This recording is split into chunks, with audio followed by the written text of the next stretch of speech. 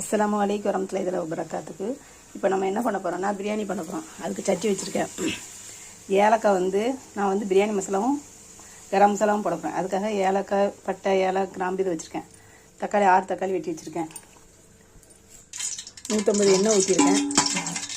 இப்போ எண்ணெய் சூடாயிட்டு இப்போ பட்டை, ஏலக்காய், கிராம்பு போடலாம். 6 தக்காளி வெட்டி வச்சுருக்கேன். 12 வெங்காயம் வெட்டி வச்சுருக்கேன்.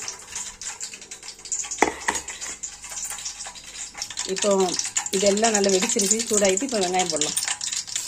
வெங்காயம் போட்டாச்சு. நம்ம இதை நல்லா பொன்னிறமாக வதக்கிடுவோம். உலைக்கு அரிசிக்காக வெந்நியை கொதிக்க வச்சு வச்சுருக்கேன். அரிசியை ஊற வச்சு வச்சுருக்கேன்.